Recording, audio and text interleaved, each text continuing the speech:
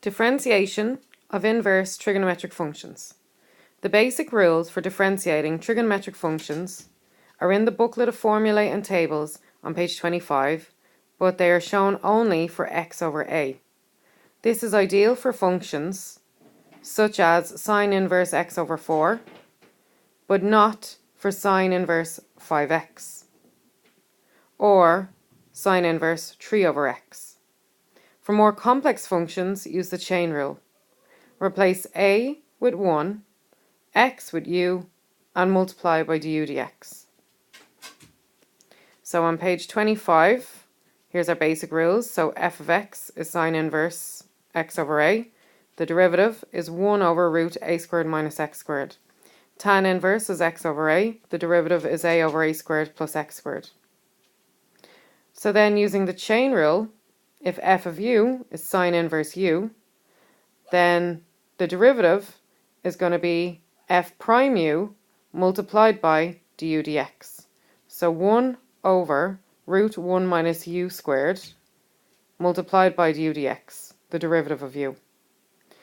And if f of u is tan inverse u, then f prime u, so the derivative, it will be the derivative times du dx. So it'll be 1 over 1 plus x squared multiplied by du dx.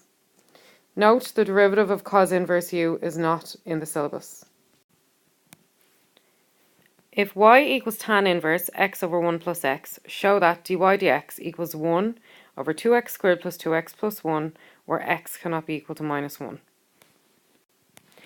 Okay, so if y is equal to tan inverse x over 1 plus x, then dy dx, we're going to use the chain rule. So if y is equal to tan inverse u, dy dx is going to be 1 over 1 plus u squared multiplied by du dx. So in this case, the u is x over 1 plus x. So for dy dx, we're going to have 1 over 1 plus u squared, which will actually be 1 over 1 plus x over 1 plus x to be squared. So instead of u, we have x over 1 plus x to be squared. And that's multiplied by du dx, so the derivative of u. So if u is x over 1 plus x, then to differentiate that, we must use the quotient rule. So the quotient rule is v du dx minus u dv dx over v squared. So v is 1 plus x, and that's multiplied by du dx, so the derivative of u, the derivative of x is just 1, minus u, which is just x, multiplied by dv dx, so the derivative of 1 plus x is just 1, all over v squared, so 1 plus x to be squared.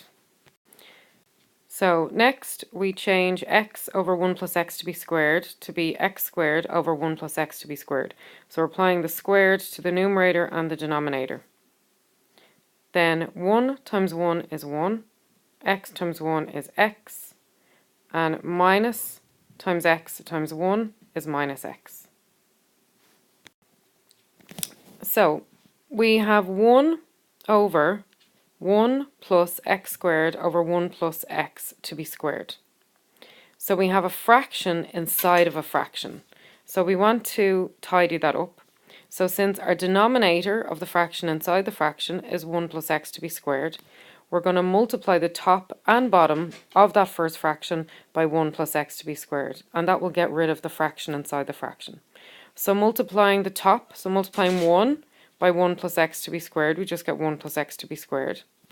Multiplying this 1 by 1 plus x to be squared, we just get 1 plus x to be squared. And multiplying x squared over 1 plus x to be squared by x squared, what happens is the 1 plus x to be squared will just cancel, and we can just bring down the x squared. So what we did there was we multiplied the top and the bottom by 1 plus x to be squared. Then on the right hand side, x minus x will cancel, and we just bring down the 1. So we have 1 plus x to be squared over 1 plus x to be squared plus x squared multiplied by 1 over 1 plus x to be squared. So we can cancel out 1 plus x to be squared on the top, and we can cancel out 1 plus x to be squared on the bottom, so one of each. We don't cancel the other one. So we could have cancelled this one if we wanted, but we would have had to leave that one in. So we only cancel 1 on the top and 1 on the bottom. Then we simplify, so top by top. So this is technically 1 by 1 is just 1. And then 1 plus x to be squared plus x squared times 1, that's technically just 1 now on the bottom, gives us 1 plus x squared plus x squared. So then we simplify again, so 1 plus x to be squared, multiplying out the brackets, we get 1 plus 2x plus x squared. And then we simplify, so we have 1 over 2x squared plus 2x plus 1. So we put the x squared and the x squared together to get the 2x squared. And now we have what we were asked for.